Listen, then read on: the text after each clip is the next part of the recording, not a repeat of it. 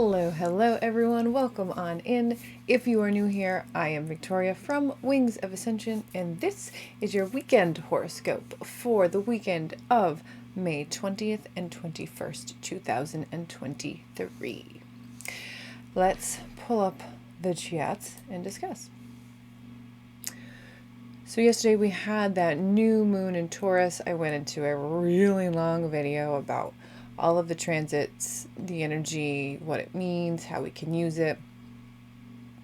Long story short, we know that we're at a moment where the universe is testing us to see if we're really going to step into ourselves. We're really going to become the person that we incarnated here to be. I can speak. And if we're ready to see through the programs. If we are, we're going to have the most incredible time of our lives. If you're not, well, wake up. I love you all, but come on, you can see it now. Today, the moon has moved out of Taurus and into Gemini. We are still in that new moon phase, so if you haven't done the activity I gave you yesterday, you can still do it, and it will still 100% be beneficial. But the moon is now in Gemini, so we go from a place where the moon is very happy in Taurus, where everything is very stable, very sensual, very yummy, to now we're in an intellectual sign of Gemini. We like to learn, we like to talk, we like to be around, active time. However, this Gemini moon is going to square over here to Saturn. So this aspect here, the square between them, is kind of, I'm not gonna lie, a depressive thing. It can make it feel very heavy, make it feel very just burdensome. You can be very disconnected from other people. It can be kind of an emotionally difficult time in terms of understanding each other. As I tell you every day, this is daily. It's not the end of the world. But with all of the other stuff that's been going on with this testing moment, this can be mentally incredibly tiresome because you have this Gemini moon where it's thinking, it's going through, digging. This can be a difficult time. So find some outlet for this is the best thing I can tell you. We also have, as we talked about yesterday, that Mars has now officially moved into Leo. Leo Mars as a whole is very active. It's a fire sign. It is very intense. It is very passionate. It is very dramatic. Leo, as we know, is the king. Leo is the lion, the king of the jungle. Leo wants to be the star. Leo likes the drama. But Leo does all of these things because it feels that burning passion in its heart, and it lives for the passion. It lives for what Leo knows to be the best there is. While Taurus lives for the earthy element of the best there is, Leo lives for everything that there is.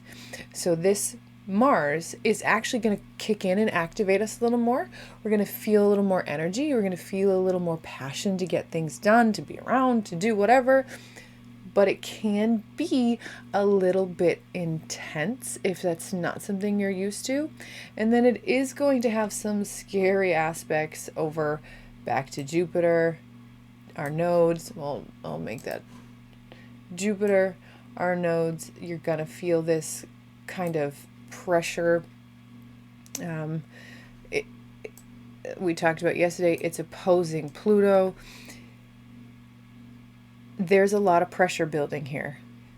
Make sure you have a release point, especially with this Leo is looking for the best, and there's pressure and there's intensity.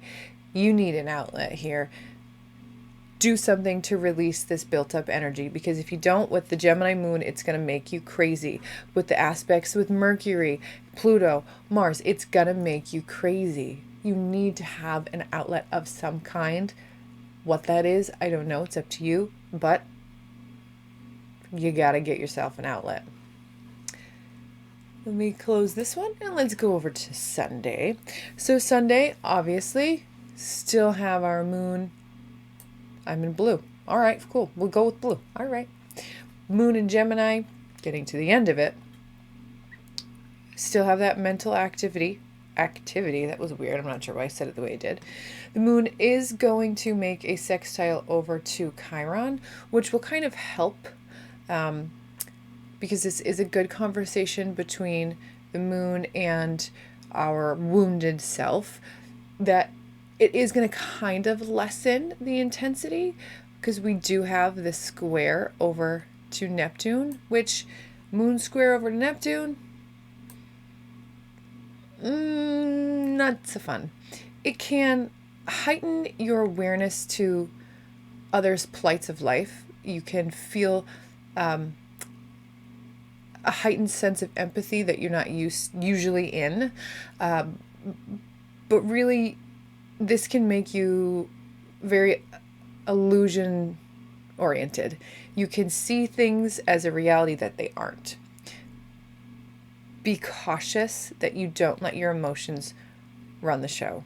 Because again, that big T square here, this fella here that we've talked about at length, this guy, all of this mess through here, testing us, pushing us into our fears, into our shadows, to move away from them with all the mental activity. It could be overwhelming.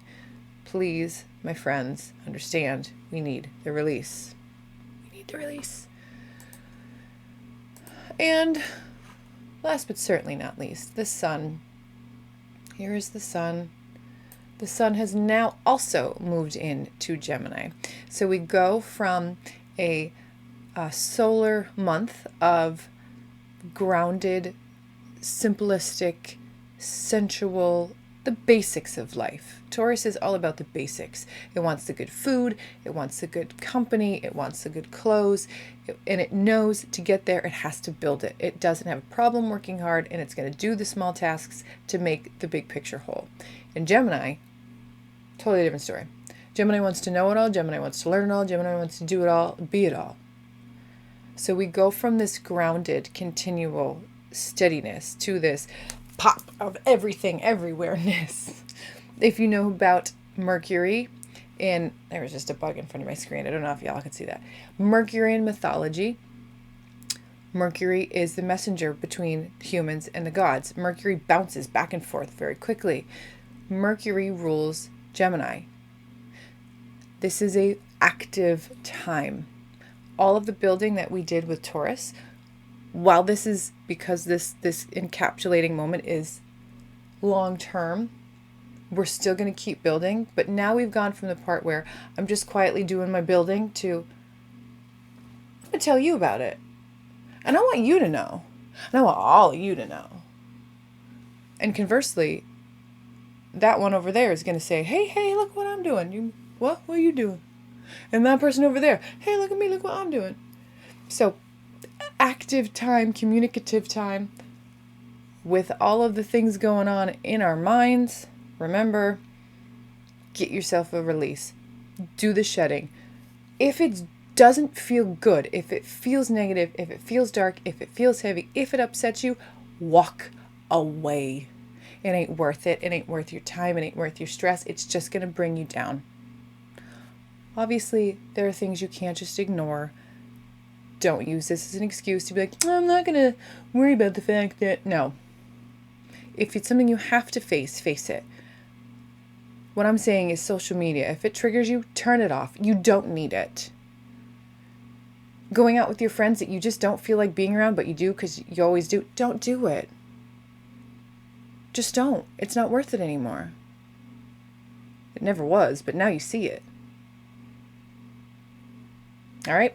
This is not an easy weekend. I'm going to be honest. There's a ton of potential for you to rise up and be your best self. We've been talking about this endlessly because this is where we're at. But this weekend could be a little tricky. It could be. You do have this new sun here in good aspect to Mars. So you have motivation to get things done. You have drive to get things done. You feel good doing things, right? You have a lot of inspiration in life. it's there supporting you. It's just a matter of you not allowing your headspace to get clouded, your emotions to get clouded. So there is positive. Don't think there's not. There's tons of it. Tons and tons of it. It's just a matter of whether you're going to step into that or whether you're going to sink into the shadows.